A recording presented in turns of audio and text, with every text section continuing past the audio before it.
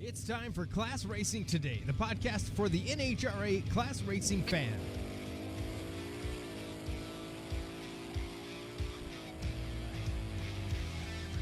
It's time for another episode of ClassRacingToday.com. ClassRacingToday@gmail.com is the email address. ClassRacingToday.com is the website. Class Racing Today brought to you by Artisan Coffee. CoffeeByArtisan.com. There was just an event that went down. Both of the hosts of this show, Brian and Bobby, decided to leave their homes and go down and play on a drag strip. Brian, some say that you might have run pretty well. How are you today? It's good to have you back in the studio. I'm good. I'm tired, but I'm good. It was a great week. Got to spend some quality time with my wife, and we thought it was kind of funny because we're like, all right, what are we going to do in St. Louis? Like, well, we could go see the Arch thing. I'm like, we'll probably make a couple passes, and then we're going to be bored for a day until the next race. So we're like, I literally Googled sites to see in St. Louis on the way there. Like, didn't get to see a single one of them. So I guess we saw the Arch or whatever from a ways away, but the highlight of my week was finally getting to meet my co-host in person. Well, and that was a story in and of itself. You weren't going to be able to go, Bobby, were you? Because you had other commitments. And then Don Kennedy reached out and said, nope, you're going. Tell us what happened. How'd it go? So I did on that last podcast when Brian was like trying to twist my arm through our, the 1,000 miles apart that we are into going. I was like, no, I can't do it. I have too much going on, wedding plans, all this other, actual real job stuff. And then Don Kennedy, or you know what? I said jokingly, if somebody wants to pay for me to go, I'll go.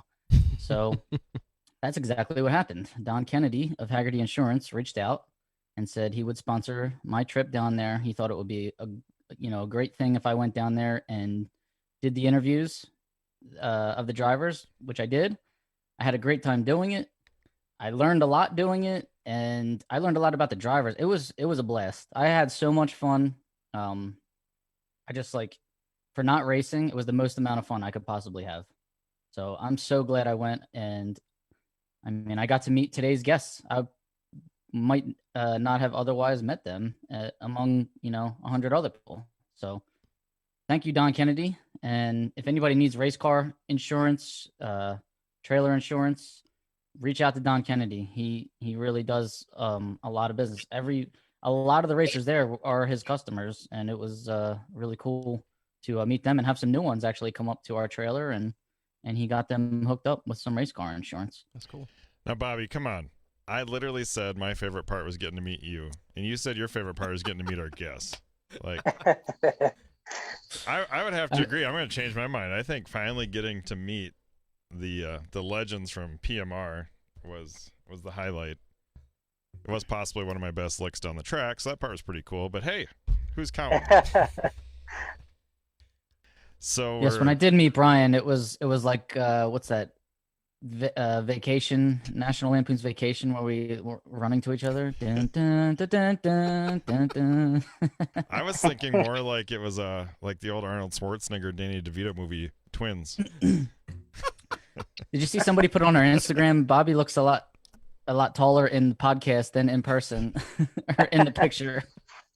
The funny thing about the whole week was, so I'm kind of weird on some of the stuff. Like, I always find, like, if I over prepare, it's always a big letdown. So this trip, we're hurrying up, and all of a sudden my wife was able to go earlier, so I'm throwing stuff in the trailer, and we get going down the road, and I'm like, the tags to my trailer are on the counter. Oh well, we're 3 hours down the road, it doesn't matter now. Pretty soon it's like, I don't even have a jack to lift my car up. My wife looks down her feet, she goes, I didn't even pack socks. We brought a dog, we didn't have a dog kennel, I had nothing. I didn't even have race gas. Luckily I had somebody bringing that to me for the track, but it was a National Lampoon's Vacation for me too that way. It was crazy. But I don't know if anybody wants to hear about us. So today's guests, luckily we're kind enough to come on. We got Phil Jr. and Tony Mandella. Welcome to the show, guys. How you guys doing? Thank you very much for having us. So what was your guys' favorite part of the weekend? For me personally, Just the excitement of the race itself. We haven't been racing for a while. My dad kind of made plans for this thing without us really knowing. And when we pulled in, I even told Tony, I said, it's got a little bit of a different feel to it. It was a cool environment for sure. Literally. I did notice like the West Coast Syndicate had a little different dress than us Northerners. Like there's a lot of stocking caps and coats doubled up, and I'm walking around in a t-shirt and people are shivering, and you could tell where people were from based by the way they were handling the cold. I didn't think it was going to be that bad. It was, it said, 40 degrees. I'm like, no big deal. And then all of a sudden you get out in the wind and it was like, feels like it was 10 to me. I don't know what 10 feels like, but it was freaking cold. So it was, but yeah, no, it was a blast. It was the best part of the thing was just the weather conditions, the being able to just strictly race the whole class racing thing with the stock and super stock guys and having the comp cars there. And being able to just kind of let it all hang out and not worry about, have 100 pounds of ballast in the car. And, it seemed like everybody was pretty much running in what they had. And it was pretty cool to see all that. So I'll say Eric Campolito went 2 seconds under the index in his super stock P automatic cop car or Impala with the little 265 in it. So yeah, it was cool to see what people can actually do with their cars. And the wheelies, man, how great were all the wheelies this week? That was the best part for me. Absolutely. After that first qualifying run, it felt like a mini Indy.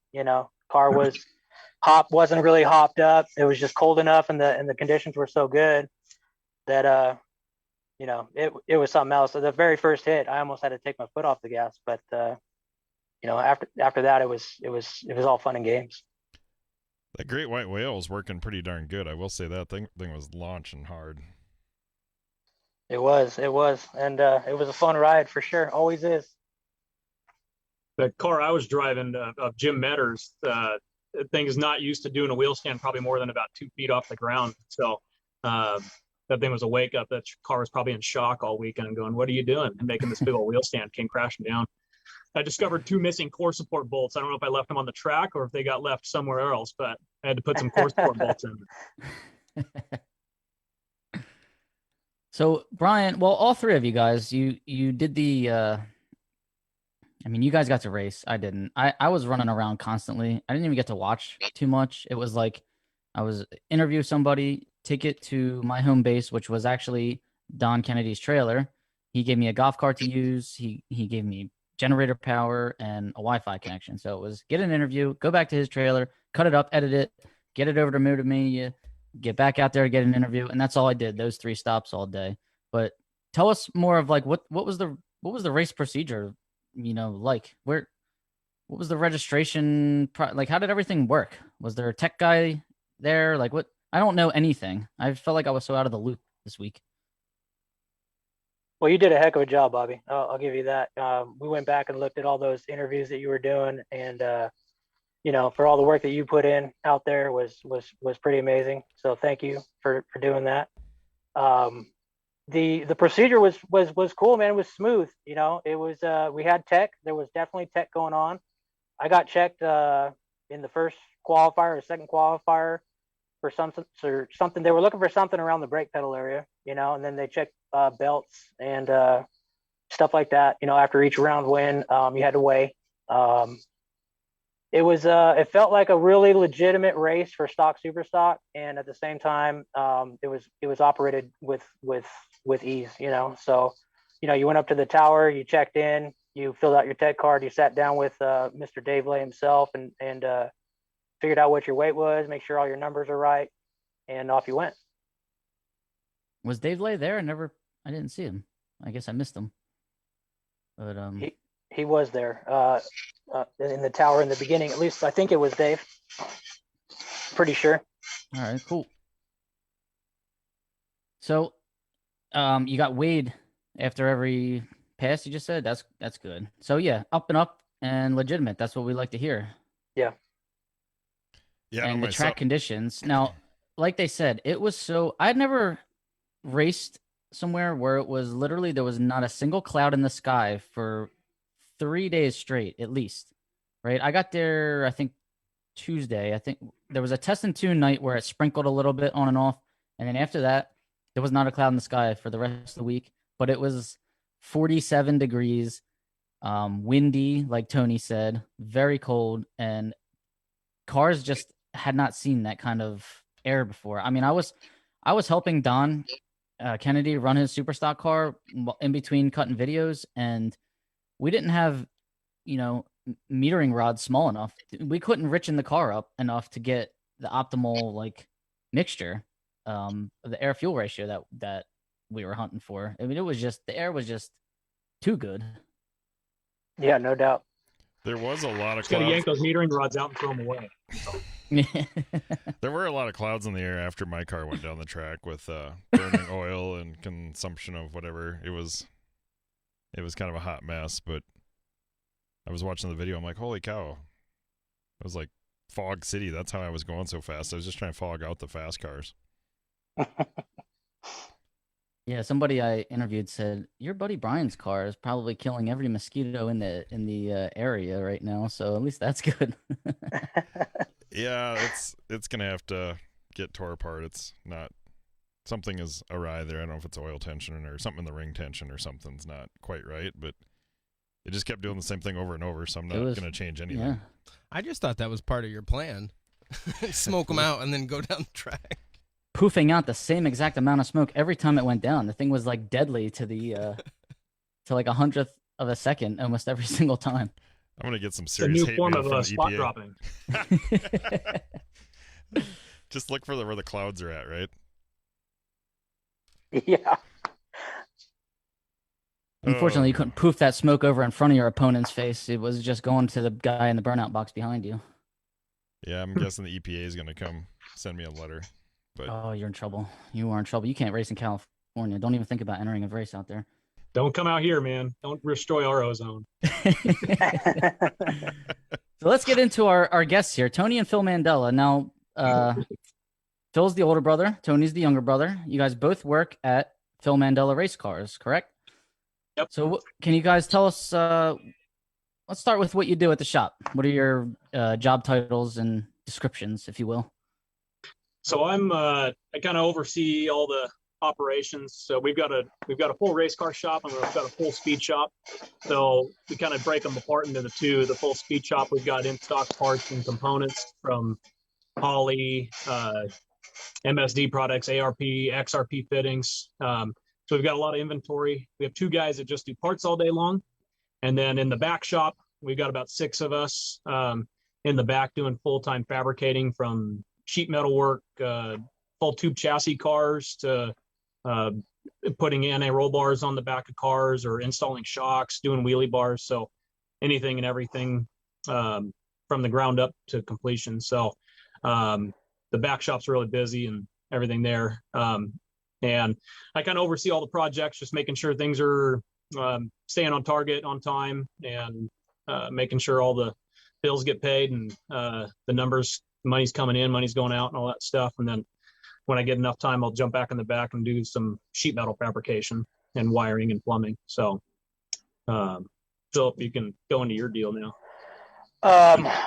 What I do here is a lead fabricator, welder, just building race cars, anything and everything. I prefer to kind of stay in the back and do the work welding wise and fabrication wise. Kind of a jack of all trades type deal for me. So that, and I'm a race car driver for PMR. So I always enjoy doing that as well. Who's in Now, charge did of you guys keeping go Senior to- out of the shop? Here, Brian. What'd you Say say? it again, Sorry. Brian? I said, who's in charge of keeping Senior out of the way? Is that Oh. like, do you have we to just tag team let that? him Or? kind of. We just let him do his own thing. You just don't poke the bear, because Nah. you don't want to see the wrath. But no, he you don't know, and nobody needs to tell him what to do. He knows what to do. He's already got it down packed. He's been doing it for so long, so he can bounce and jump from one project to the next and make sure that he's doing the right stuff. So we're lucky. We don't have to worry about that one. He's a big proponent. So Yeah, definitely don't try to tell him what to do. That's not going to work out in your favor. That's for sure. He's not like Now, the did you parts guys owner. go to a tech school, or you just like dad taught you how to weld? Dad taught you all the good stuff that you need to know. Yeah, Dad taught me everything from welding to fabrication to everything. I did go to some some junior college stuff just to get certifications for welding and stuff, but majority of everything that I've learned has come from him for sure. All my fabrication stuff has been learned from him. And then I went to school for my business management, and then I have a minor in engineering. But other than that, fabrication wise and stuff, just all been from him. So.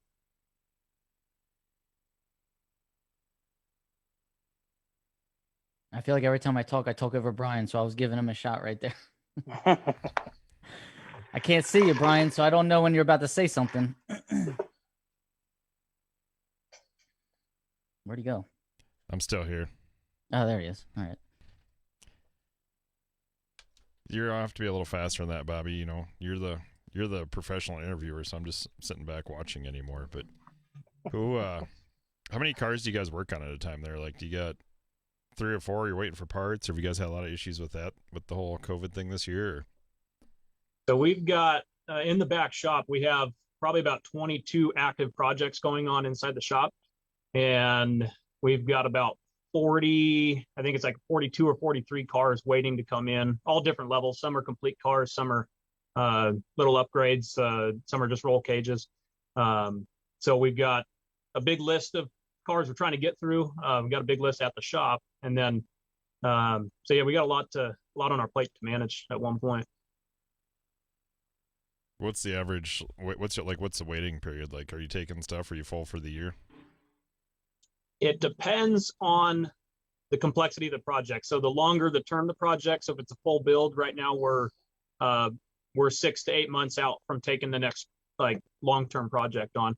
If it's more of a short-term thing, where we're only going to have it for a week or two, then we try to work those in as quick as we can. Those are about 3 to 4 weeks out on some of those, just depending on the length of it. And then we also try to look at individuals' racing needs. If a guy's at a racetrack, something happens, he needs something quickly done, turned around, whether it was something broke or needs a quick upgrade right before a race. We try to cater to some of the guys that are right in the midst of racing and stuff. So we'll try to bounce around on some of those things.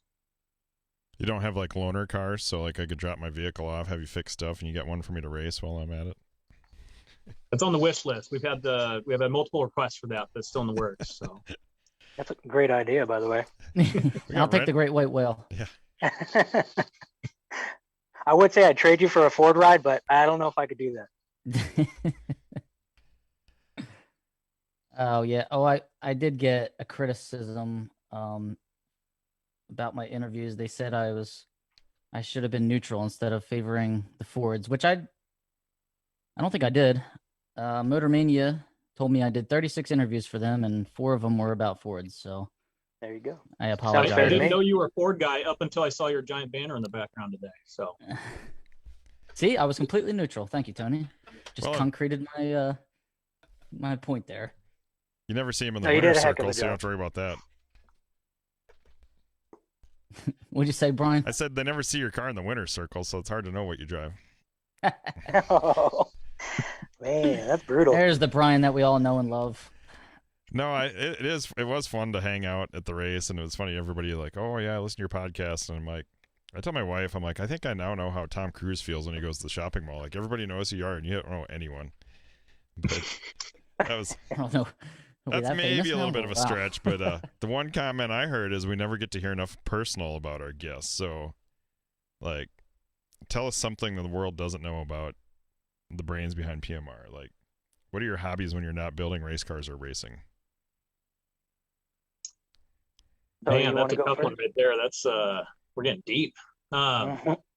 No, gosh, I feel like we live and breathe this stuff. It's hard to sometimes break away, but I try to get out and do as much outdoor stuff as we can when we have moments to get out and do it, whether it's fishing, getting out to a lake or something, and getting out and enjoy the outdoors. That's That's kind of my go-to if it's not racing related.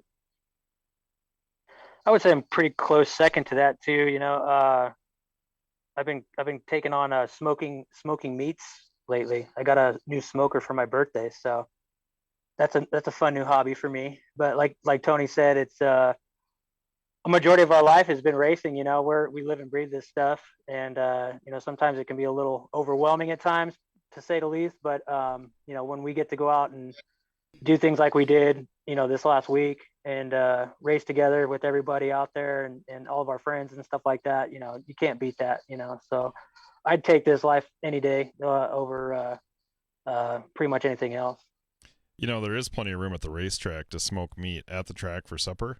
So Yeah. We had a nice little. We had brisket one night. We had steaks one night. We had chicken. So feel free to bring your smoker next time, and we'll let you into the community there, and you can be part of the. I'm always open for that, for sure. I thought the Mandellas were gonna bring some ravioli or something I could eat. Like, come on. Where's the somebody's got to bring the pasta, right? Yeah, That'll be my job. that's usually Jeff Paradise, the guy who does my converters. He will literally bring out some homemade pasta and spaghetti. You know, this guy can cook like crazy. Not only that, but he can build a badass converter as well. I also got to meet your guys' lovely significant others. You guys have very nice.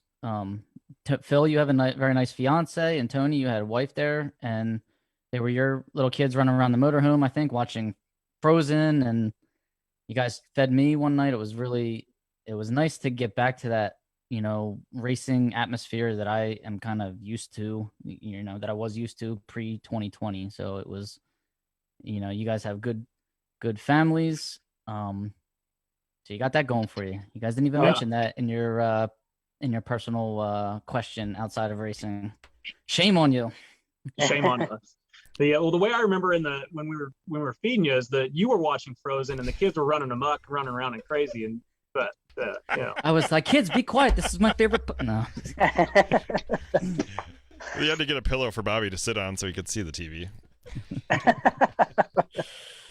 No, but my wife Brittany, she's such a huge factor in all that too. I mean, most of all of our significant others are, because they're putting up with the craziness of letting us take off and go. There's been many times where I've stranded her home alone so we can go racing, and she's stuck at home dealing with the two kids and having to do it. And I've only had to do it, I think, one time, and I remember it was this big orchestra where it was like, okay, sure, here's all the emergency contact numbers, make sure this, make sure that. I'm like, we'll be okay, we're gonna do it. And then it was like she left, and I'm like, wait, what do we do? I already forgot everything. Was I actually supposed to listen to those details, honey? So that's what I'm always getting yelled at for. Right? Yeah. Me too, Phil. Don't worry. Now, you guys, it's awesome. You guys have that many cars waiting to get in your shop. You said earlier, 40 cars waiting to get in the shop, and that's great. And you know what? I can tell why, because just seeing you guys at the track, I mean, the way you guys help everybody, the way your dad just walks around and helps everybody. I mean, whether they're like a customer of his or not, like he was just helping. He helped me out a couple times. I had a couple dumb questions for him, and I can tell that he does quality work by the way he pays attention to detail. But you guys live in California, and it's a scary place to be as a racer and a race fan. Does that kind of worry you guys at all, that, you know, tracks there are just kind of going away? Or do you think that could be an issue going forward? I don't think so. I know it's always a scary topic and stuff, and our closest track to us, which is Fontana, is currently closed, mainly to COVID stuff. But we still have a couple good tracks that are still really close by, and I think it just makes those ones stronger. You know, Vegas, we have to travel a little bit, you know, so we got to go 2, 3, 4 hours maybe to get, you know, to Vegas, Bakersfield. Hopefully Fontana does open up here in the next season or so. And please open Fontana. Yeah, and Irwindale's a little 8th mile track that's been around for a while, but it's they've probably gotten stronger in all of this. They've got a lot more just because they were willing to open back up and get going. So it's been good that they've been open. And you know, at the same time, sometimes as racers we can't be picky of where we're racing. You know, so I think it kind of puts a little bit more emphasis on that and appreciate the ones that we do have and try to keep supporting them as much as we can. Now, the Absolutely. majority of the business that you guys have, is it, class cars, stock and super stock cars? Are you guys getting, your 8-second, what are those other classes called? There's like outlaw classes. Are you getting like different varieties of cars, or is this just mainly stock and super stock is what you guys are No, doing? we've got a mix of just about everything from street rods that'll never see a racetrack to street strip cars. So they're built a lot like a stock eliminator car, factory suspension, but they've got an LS motor in it maybe or something. We've got full tube chassis cars that are going to be certed to 6.0 seconds in a quarter mile, and they're going to be twin turboed, make 2,000 to 3,000 horsepower. We've got a couple of those in the shop right now. We've got an outlaw, like a drag radial car in the shop right now that we're building for a guy in Washington. And so they're all over the place. A lot of the concepts are similar. There's a lot of suspension changes and stuff that happen depending on what you're running in, but we've got a good diverse customer base, and always a lot of stock and super stock guys for sure, but it's not just all that you'll end up seeing when you look inside the shop. So I got a question. I guess you guys have been around this thing for a long time. Like, compared to like NHRA divisional national events, compared to the race we were at this weekend, what are your thoughts? What do you think? Do you see that going anywhere? Do you think it's just a fling? Like, where do you guys see that happen? Where do you see that going? I personally think it's something that has the feet to take off and become something, amazing. The way that Tyler put on that race, promoted that race, his whole track crew, the facility, Tyler's family. I mean, everything was done like almost with perfection. Literally, the scheduling, the track temperature, the track prep. I think it was Brandon Mass who was in charge of the mass traction over there. Everything was done almost perfectly. I think, there's been guys before that have tried to do this stock, super stock stuff out here. We used to have a combo race in Fontana. It was Skeeta was the promoter for that. We would be lucky to draw 16 to 20 cars depending on the date, or if they were using it to run the series, or if it was the one date that we would get a lot of cars would be obviously before a national event being Pomona, and we'd pull like 30 to 50 cars. But it's a tough deal with these class racers. It's for me, I love the class racing aspect of everything, but when it comes to just racing, I love that too. So my dad gets mad at me just because I want to go out and race, and I'll go out and try to hit every bracket race that I can. If it's local or within reason to get to, just to have the seat time and whatnot. But putting on a race like this and trying to get all these guys to come out is a feat in its own. And I was kind of disappointed. I'm sure Tyler was too, that there was what do we have, 74, 75 stalkers and a little less in super stock. I think, I'm not sure of the exact numbers, but this is one of the races where I felt like this should be maxed out, and we should be having 128 cars plus on each side. So, I mean, I see the potential in this for sure. I mean, I see it, if we can get something going that's spread out across the whole, nation. I think that's the way to go, in my opinion. I'm not here to knock NHRA. I love NHRA too, but being able to go out there and race in 4 different races in 4 days for good money and getting paid on the same day, literally, is fun for me, and being able to have all the same rules and types of cars that we have out there. So I think it's a great race. I think there's been already a lot of talks, even with the West Coast guys. They're like, man, we need to have one out here by us, and doing something a little bit closer here, because there's a lot of guys even on the West Coast that would love to be able to be a part of something like this, and having to get enough promotion and the get right guys behind it, like Tyler and those guys, and as good as they did putting everything together and promoting it and being able to come up with all that money for it is what you got to do, because that's what draws the racers in. It sways them over to come and race for $25K or even the chance at $50,000 if you double up, and I see it with a very high ceiling, if no ceiling at all. I mean, I could easily just run these races and not have to run anything else. I'd be perfectly happy with that. It was a lot of fun. Yeah, I agree with that 100%. What do you think that was really like? What, as from a racer, what was your perspective of this event? Like, what's the one thing you think they really nailed? The one thing that I wish they would have had was that guy PJ Fouts, aka PJ North. I don't know if you're watching out there, buddy, but I was looking forward to one of those Midwest concerts out there. Didn't get to see him, but other than that, everything was done great. The racer appreciation party, the money that was available to win, the track. I mean, the weather. It was like a perfect storm. It was really unbelievable. He did bring in Mass Traction, which is an independent company, I guess you would say, that preps tracks, and he was an interesting guy to speak to. He really, I was trying to learn from him. We were staying at the same hotel, so every morning I would see him for breakfast, and he would tell me about certain glue compounds he was using. He was trying to keep the track at a peak, what he called like a flat peak performance, like line, I guess you would say, where some other track prep can peak out and then it falls off, and then they have to glue it, and then it peaks out and it falls off. So it was like interesting to know what he was doing to keep that track in the good condition it was in. I don't know, I maybe saw like a handful of cars spin the whole weekend I was there, and it was unfortunate to see, but I know he was doing the best he could to give everybody, the race surface that we had, given the cold temperatures that we had. Yeah. If my dad's not yelling at somebody on the starting line throughout the entire week about the starting line, then they've done a really good job, because he will jump down anybody's throat in a heartbeat. You can ask. Yeah, he does it at the U.S. Nationals about every year. You just go up there and watch him. He'll bark down the starter's throat in about 3 seconds. That's a fact. Yeah.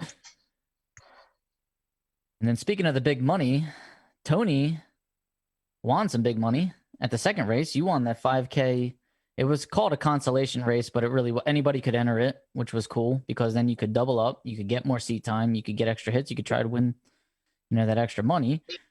So congrats on that, Tony. Phil, you got down to the final of Stock Eliminator, correct? At the second, Yes. at the 25K race. Yes. So you guys were both, you came from far away, flew in, and did your jobs. I mean, you guys drove killer.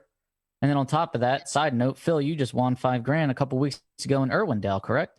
That is correct. Yeah. So just another testament to your driving ability. And that was also in the Whale, the Chevelle, right? Yeah. Yep. I take that thing everywhere.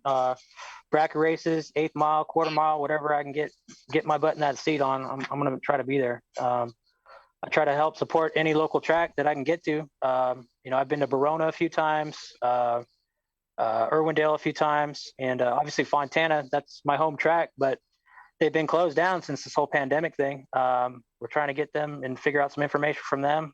A lot of rumors flying around about that track, but until we know facts, we won't say anything out loud. But yeah, go out and support your local tracks. I can't stress that enough, because when it's gone, you're gonna be wishing you were there. So was there any splits on the second race?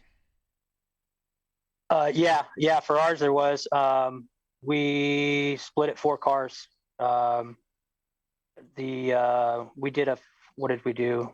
I think we did a 5,200 for the loser of the semis, which was the round that I lost. And then I'm not sure how they split it up in the final. I know there was 22 left in the final, so not sure exactly what they did. So that's similar to what they did in the race I was in then. That's right. Speaking of your racing, Brian, heck of a job for a guy only in his second year of running that car, especially in these class cars, man. Heck of a job. But no longer in the rookie status, though. Yeah. When do you get kicked out of that? Is there like a timeline, or It just hit right now. Yeah, you just entered it right now. I don't want to line up against you anywhere, based on the way you were driving that weekend, man. It was, even my brother and I were looking over your numbers. We're going, he's doing something, because we couldn't figure it out. And that what was it, a 3 or 4 pack you put up against Tony? Even though Tony, I think, went red that round, I'm not sure, but tough stuff. And I think that car was just on a string all day long. I mean, it was you were doing a heck of a job, man. Now, I did notice that Phil Mandella Jr. was running the right lane all day. Brian was running the left lane all day. Then they squared off. And I made sure to put him in the my left head, lane. I'm like, all right, Phil's just, they're not even going to flip. Phil would probably just go on the right, Brian would go on the left. Nope. No. Boom. Switched it up. I will say, out of 20, whatever, I think I made 19 passes. I won 19 coin flips. The 20th one, It wasn't mine. I lost one coin flip, and yeah, I was heads 19 times and won 19 times, and then Junior comes by to teach the kid a lesson, and and I made sure to tell him that too when we were talking after I lost, and I was up there watching Tony for the final, and I go, man, I'm so glad I won that coin toss, because there was no way I'm putting you in that left lane, you know, and it happened to work out, you know. I think he went 12 red in that round, and it would have been a heck of a race if he goes green with the regular lights that he had that week. So, you know, it was pretty fun. I've worked pretty hard this winter at just trying to do a couple things. You know, I've been trying to hit the tree and just trying to keep it simple and break down a few things instead of, as Bobby can attest, it's kind of, I should be called hot mess racing, because there's just kind of a lot of crap going on, and some things I'm pretty detail oriented on. I'm like, all I'm going to try to do is control the things I can control. I try to get better at the lights. I want to get my car sorted out a little better. Like, it was running pretty good, but I think it can be better. But it was kind of fun to work on the lights. Like, I signed up, and this is Bracket Racing Elite with Lamb and Bigaki, and I've picked a lot of stuff out of there, and I would encourage anybody that's trying to get into it, like, plug into some of those guys. And I got to give Mike Manns a huge shout out too. I mean, he's helped me a lot on the suspension and just some basic strategies, and it was fun to actually get to practice for the first race of the year. Like, I wasn't expecting anywhere near that kind of success, but it was really fun to actually get some payback from the work I put in. So that was pretty cool. Not trying to toot my own horn, but I worked pretty damn hard to get there, so that was a lot of fun. Toot away, buddy. Toot away. I don't want to be that guy, because I know what'll happen next race, you know, first round, and then you get frustrated. And I just figure every round was a gift, and it was so much fun to get to pull up next to cars that I tried to not even know who I was against too, because I didn't want to like fanboy out and be all geeky. But the happiest car I've ever been paired up next to is that white Camaro, because I didn't have anything for Larry Hill, and it was looking like a heads up. And Tony, when you took him out, I wanted to run over and give you a hug, but we didn't know each other that well yet, so I didn't want it to be awkward. But I don't know about you guys, but I felt like the left lane, I was in the right lane just about every pass but my bye run on the race before. And I'm like, you know what? I better switch to the left side, because somebody's going to put me there knowing I rode the right side the race before. So I felt like the left lane was a little tighter than the right lane. I don't know what you guys thought. It's actually funny you say that, because I was thinking the opposite, but I wouldn't go off of mine. But I was in the left lane all the whole race, and I just kind of stuck there. And then I think you're the only guy that we flipped for lanes. Everybody else was just so nice and like, here, yeah, just have this lane over here. And I was like, oh, okay, cool. So I'm like, man, this guy Brian, what the heck's the deal? We got to flip for lanes, you know? I wanted to win something against Mandella, and if at least I won the coin flip, like that could be, I beat him in a coin flip. And then so I'm like, man, this guy's making me flip for lanes. So I'm just thinking about that as I go up there, and I had no choice but to go red against you, you know. So that was it. Yeah. Psyched you out with my strategy over the flip. I want heads. I was actually just trying to steal your coin. It was really the CIC. Did you guys run the CIC race, Phil? I did. Yeah, I did. Yeah. We qualified best of cars ever run, obviously in that great air, but qualified number 8 or 9. I'm not sure in that first race. My dad was pretty pumped to run that CIC race, even though I had a feeling we didn't really have a shot at it, but which we didn't. But it was fun to partake in something like that. It was cool. That looks so much fun to me. Like I wish I had something that could do that, because that would be just, I don't know, the strategy behind it is freaking awesome. And you kind of can have a shot if you play your cards right. I thought it was really cool to see Brent Kopeka win in that 86 Charger that he has. That was like a hell of a run where he won, and he won on a whole shot too, which was even funnier. And it was against a real fast car. I think it was against Jeff Taylor, right? Yeah, Jake's I car. think it was against Taylor. Yeah. But come When on, you Bobby, the hole-shot slow Taylor, cars never win. That's a feat in its own.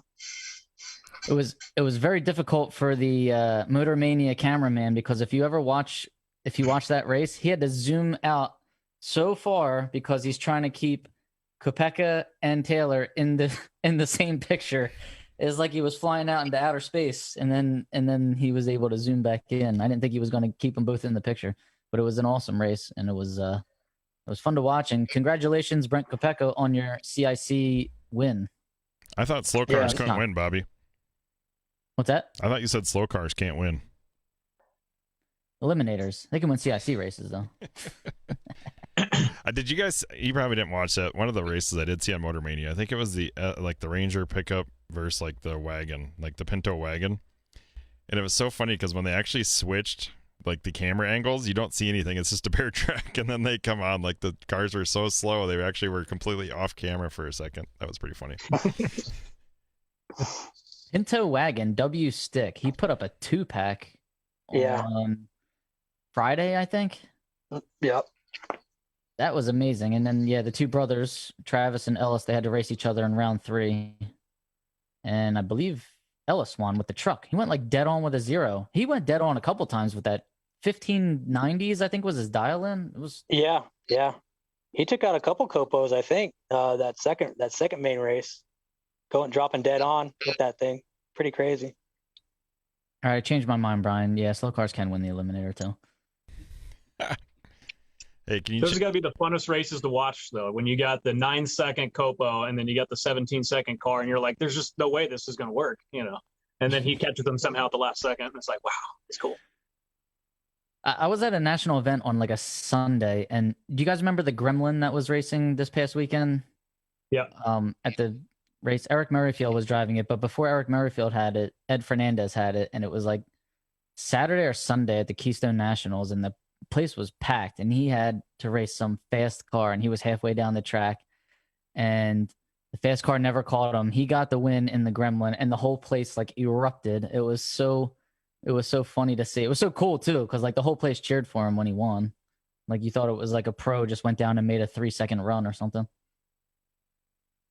Well, I'll tell you what, I got to give a shout out to Gary Hampton out there. He drives that, I believe it's a Cavalier. And he won the, last year, he won the D7 Phoenix race. His first divisional win, driving that front wheel drive stalker. I'll tell you what, you didn't want to race him that weekend. That guy was keener, better, running almost dead on every run. And shout out to him. So it can happen. For sure. And it's just hard to race those guys, in my opinion. I mean, I don't have a super fast car, but 11-second car versus a 15-second car. Being able to judge that stripe is probably just as hard as for us versus what they have to deal with too. So. Yeah, when you get to a certain point, just the rate of closure is so much different. I think it could go either way at that point. And Hampton's a hell of a nice guy too. He was one of our first guests we ever had on this podcast. Yeah, he's a cool dude. I started racing in Q stock automatic, so I have a true love in a stalker, a 66 Impala. So that's where you just put one hand over the seat and just act like you're looking back at the kids, but you're looking back at the fast car that's chasing you. You never looked forward in those cars. You were constantly looked over your back because there's nothing in front of you. The funny thing about this weekend is I think Bohannon, I don't know how many passes that guy made in that vet, but that thing is just beautiful. He had to have made about the most passes of anybody there. I mean, it was impressive to watch that guy drive. Yeah, he did a heck of a job for sure. And I don't know if he was driving the vet the whole weekend. I think he might have been driving the third gen in the first race. I'm not exactly sure if that's correct, but whatever Bohannons were out there running there, I heard their name a lot on the PA for sure. And to come out of your kids' race and put that thing on the dance floor, that's pretty cool. So props to him for sure too. Yeah, I think he was in every semifinal. Like he was on a mission. It was awesome. And then I think the victory speech at the end was pretty cool too. Like I was trying to pack up, but I heard it and you could tell it was pretty emotional. He really wanted it and he worked hard for it. So it was pretty cool that he won that. Yeah, it was. It was a really good speech. It was like a tearjerker. So. And I don't know if I got that right. I'm not sure if Tyler's his kid or if that's his uncle. So there's so many of them to keep track. But thank you guys again for real. All the Bohannon crew, Megan Strasser, all the guys working at the track down there. It really was a great time. We had it's one of the memories I'm going to have for a very, very long time. So thank you guys. And for anybody that didn't follow the race, I just want to spit out a couple winners here. In the 25K race, first race, Matt Morris in a GTH automatic Cavalier took the win over Larry Gilly, and Larry Gilly drives an E-stock automatic 69 Dart. So Larry Gilly beat our buddy here, Brian, in the final of stock, and Matt Morris beat Chuck Bohannon, correct, in the final of super stock before going to the combo final. Did I get that right? Unfortunately. Okay, and then the 5K race, Craig Maddox took the win over Marion Stevenson. So Craig Maddox has a drag pack Challenger, and Marion Stevens has a Camaro, a 15 Camaro, streetcar version. So it's not a Copo. And then 25K race number 2, Chuck Bohannon in that Sick Nasty Corvette took the win over Jeff Taylor in his drag pack Challenger, the Jegs car. And then the 5K, Tony Mandella got the win over Brett Spear. Tony Mandella was driving a 67 Camaro owned by Jim Metter, and over Brett Spear, who was driving, I want to say, an 87 Camaro in Superstock J Automatic, I think. Could be getting that wrong right now. I'm confusing it with his wife's car. For anybody that wasn't there paying attention. And then CIC race, we just said Brett Kopecky won stock, and Eric Campolito won super stock in Ernie Neal's big boat Caprice. Man, he buzzes the hell out of that motor too. Did we talk about Good job driving though, Eric Campolito. Did we talk about Brett comp Kopecky. at all? Comp. Who won comp? I did have to interview Erica Enders on Saturday, but other than that, I'm not sure. Was it Festrel? How do you say Festrel? Mike Farrell won in comp in his Roadster. Over Aerosmith. Tony, didn't you drive comp for a bit?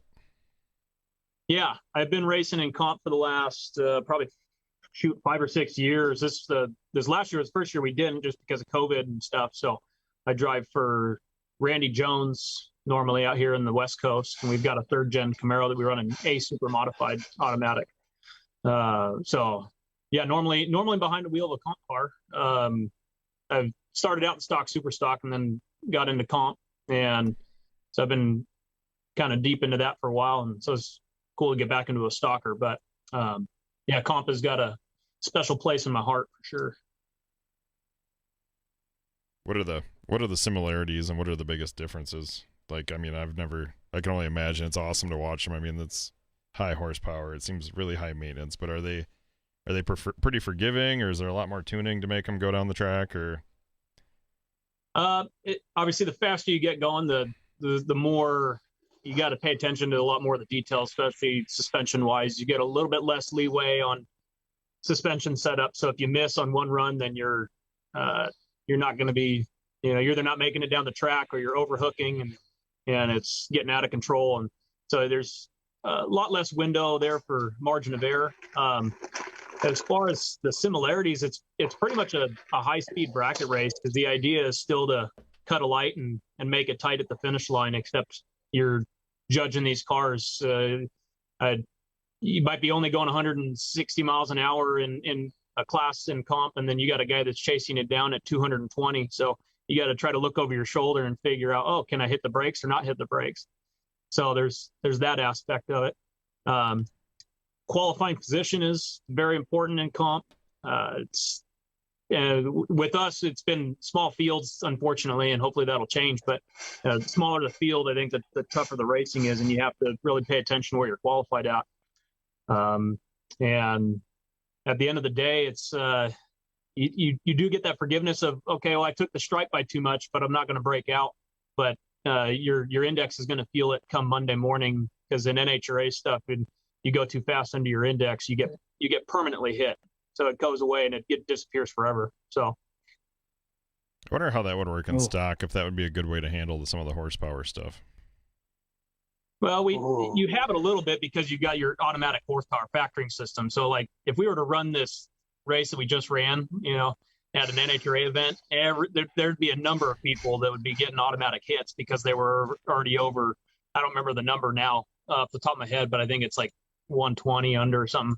Right. Anything Yeah, past that amount, 120. you're automatically hit. So we already got a form of that, which is why you kind of go back, like why this race was so cool, because everybody could let it hang out and go super fast without having any repercussions in it. That is a topic that's discussed every once in a while. I see it on the forum sometimes. If you get hit, people want that in stock and super stock, personal horsepower hits. What do you guys think of that? I'm not sure what I think of that yet. I really would have to sit down and think about it. Not sure it would affect me in any way, shape, or form, but what do you guys think? It's For me, yeah. Go ahead, Tony. well, I was saying this is going to be the forever debated topic, because it's just, you're never going to have a perfect system. You're never going to have anything that's going to make everybody happy, and having a system in place is needed. So it's better than nothing. And I guess I'll just kind of leave it at that. There's always ways to refine it and make it better. But even in Comp Eliminator, we've got a lot of discussions on how to manage our personal indexes moving forward. And it's tough. You get split decisions on how you think it should be done and how to keep everybody happy and not push people away and discourage them from racing, and but also not letting certain people run away with it and getting out of control. So it's going to be a forever debated topic, and it might as well be a Republican versus Democrat debate. Oh boy, here we go. I will say somebody brought up a pretty good idea this weekend that they should take the top 5 fastest times on a given combination, and that's what they should average off of. Instead of just the average, they should take the top 5 fastest times. I thought that was kind of an interesting idea. I think the way Tony put it too, you're not going to make everybody happy. At least there's something in place. Currently, I'm not sure how long that AHFS has been in place. But obviously I'm lucky because to be honest, I run the 69 Chevelle with that 3.25 horse motor. And I'm the only guy that I can think of on the West Coast, except for maybe one other guy that has a similar combination. I'm kind of in control of my own destiny with that car and that combination. Because I don't see a lot of them. I know there's a guy up in Canada that runs a similar combo, and maybe a couple more out east that I can think of off the top of my head. But these Mopar guys and these other highly sought after combinations, the Camaros and A, B stock, especially the Mopar guys, they're so good at controlling that system that it'd be hard to persuade these guys that have worked so hard to figure it out to keep their numbers strong. Like Tony said, you can't make everybody happy with that situation. At least there's something in place. And yeah, there's guys that make mistakes sometimes out there that stuff happens, in my opinion. If you own this stuff, you can do whatever you want. But yeah, it is a weird system. I think it's something that maybe could get looked into, but at the same time, it would be hard to figure all that out from the top perspective. Tony, that's your job. You're the numbers guy, right? Yeah, I've got my calculator. I'm crunching it as we speak, so I'll have it by the end of the show. Is that the free one they give you at the bank? Yeah. Well, I did want to make a side note announcement here, very unrelated to like our little discussion here, but a D1 racer and Stock Eliminator, one of my favorite guys, and a lot of our we're all friends with this gentleman. His name is Bob Bender. He runs in Stock Eliminator out of D1. He lives in Maryland. He was in Vietnam, and he's actually a Bronze Star winner. Well, I saw Penny posted on Facebook. Penny's his wife. That Bob and his Vietnam buddy, Bud Marshall, they met this week for the first time. They reunited after 51 years, and they hadn't seen each other in 51 years, and she got it on video, and they got to catch up and And according to her, she was very proud that she was able to capture the moment for them where they got to be reunited. So thank you, Bob Bender and Bud Marshall, for your service. I just wanted to get that out there for everybody. Yeah, absolutely. Thanks, Bob. So I got That's a cool story too. I got another question we always ask everybody is, and since we have guys with your caliber on here, I can't miss this one, but what's the weirdest way you've ever won a race? Ooh, I've got one or two. I had one where I couldn't even run the number. The car was missing, and I discovered this new electrical problem, and I was running a super stock at the time, and I'm like, we were tracing it, trying to find it. I'm like, there's no way I'm even going to get by this round, but I need to test it to try to figure it out. And you go up there with every intention of basically losing because you can't run anything. And I don't even remember. I'm not sure what happened to the other guy. I don't even remember who I was racing, but it was up in Bakersfield, and I ended up I just dialed it soft and as soft as I could, and went down there. And I don't know if the guy just wasn't expecting it, but I just was able to hang a fender, and I'm like, there's no way I'm going to win this thing. And went down there, and I took too much stripe. Even I took like a car length stripe trying to do it, and I still came out. I'm like, this is not right. I shouldn't have won this. The best I've had feeling. I don't know if I can remember anything specific. I've had a lot of lucky rounds, as I'm sure all of us probably have. But I guess, you know what? I guess really what brings back to that front wheel drive stalker cars, I've raced those. I've raced Bill O'Connor quite a few times in Fontana at these little association races that we were going to. And there's been times where I should have not won even, at all. And just came out on the right side, just basically flying by him. I couldn't judge the stripe at all. And just trying to get there. And then I look at the time slip. What I think I'm seeing out the window was a tight stripe, ended up being like 2 car lengths. So that's about as crazy as a story as I got for that one.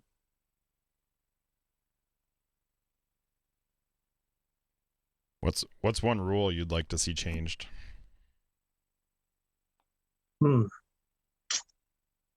As far as like super stock stuff, mainly. Yep. Mm-hmm. Gosh. I don't know. I need to think on that one. That was blindsided right there. I don't know. Yeah, that's a tough question for me too. Come on, you guys got to have something you complain about every single time. How about True Start? Do you hate that? Do you love it? I'm a fan of it.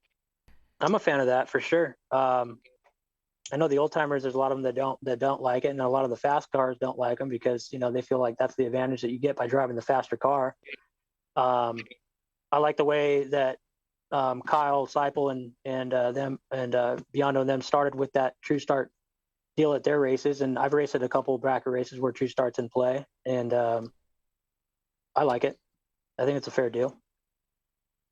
Being that I originated in Q stock automatic, I wouldn't mind, I guess, reviewing the red light first rule. Maybe the worst red light could lose.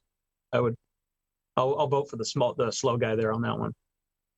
Hey Tony, when you raced Q stock automatic, did you deep stage or did you shallow stage? No, I had just enough power out of the little I think it was a 283 engine in this 4,000-pound car. I had just enough power I could still leave off the bottom yellow.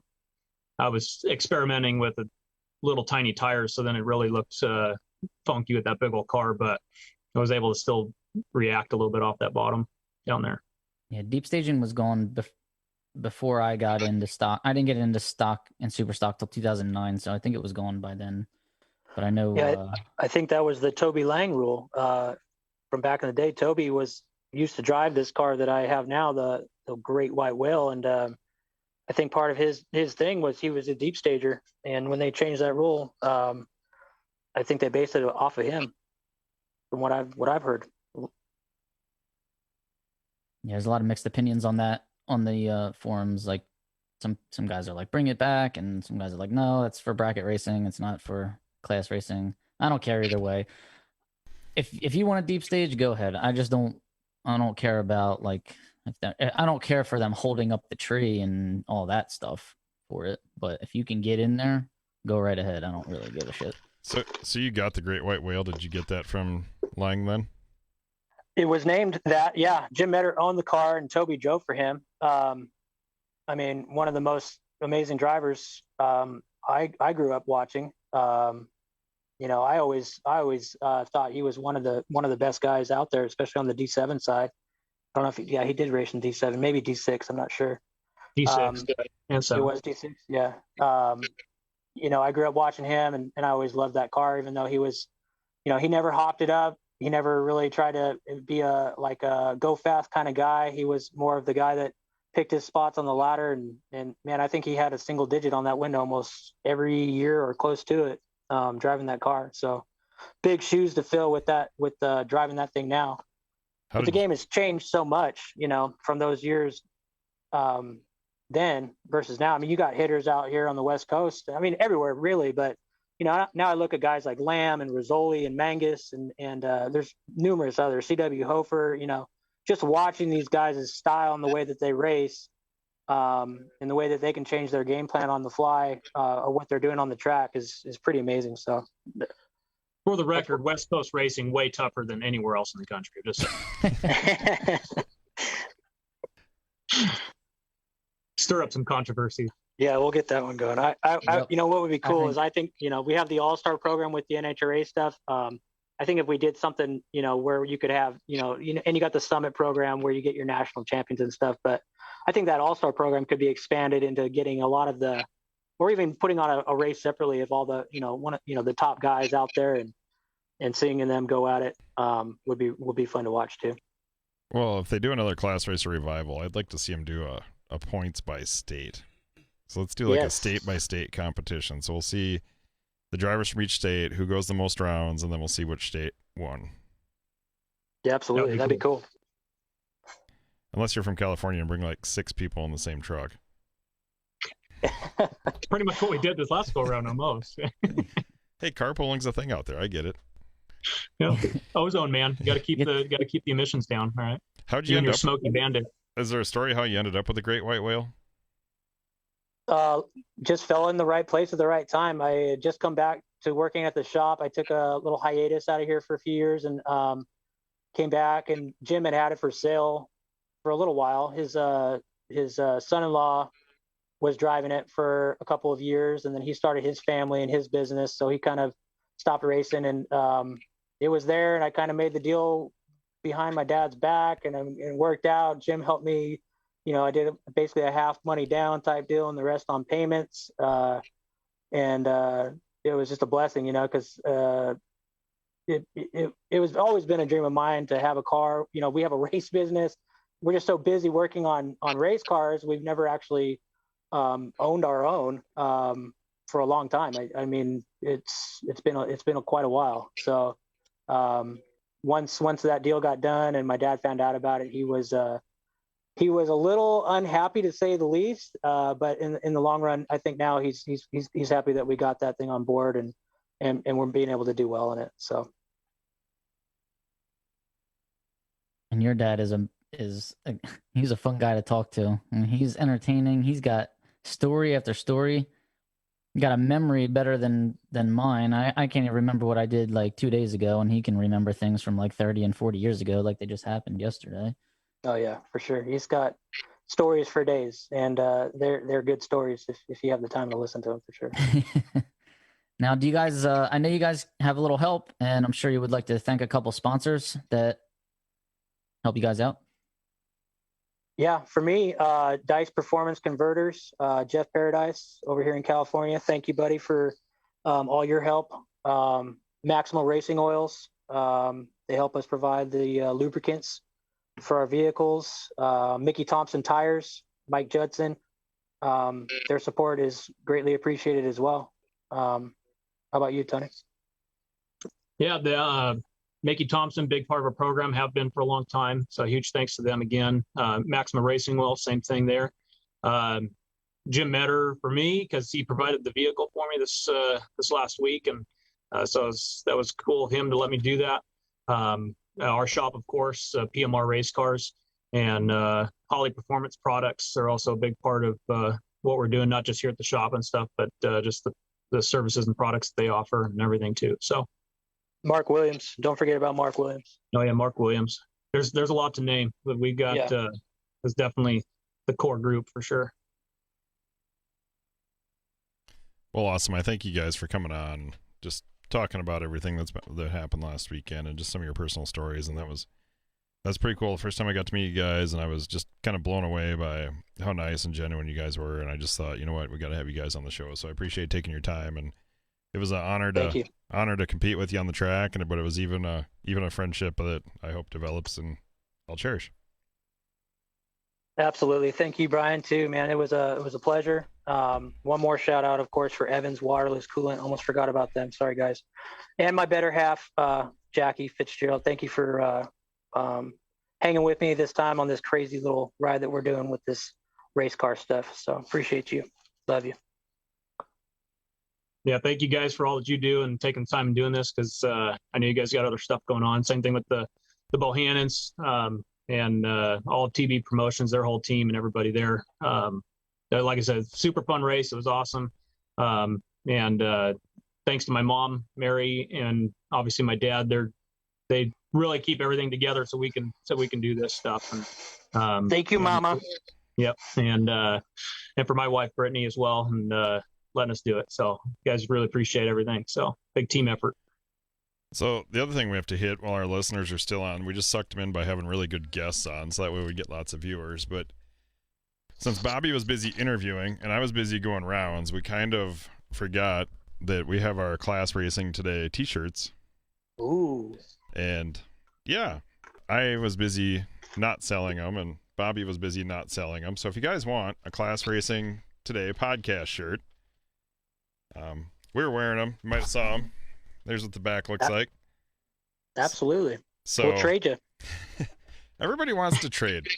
The problem is we have to trade 2 for 1, and I don't know how many people keep extra smalls that would fit Bobby, but I'll trade you green stuff boy. for a t-shirt. there we go. And we have decals too. Yeah, we And also on top of the t-shirts, we have decals for the cars. So yeah, we did not. I neither one of us had any time to even get them out of the box this week. So shameless promotion, but go ahead, reach out to us, send us a message, give us your shirt size, and we can figure that out to get you a t-shirt and stickers. Sounds good. All right, guys.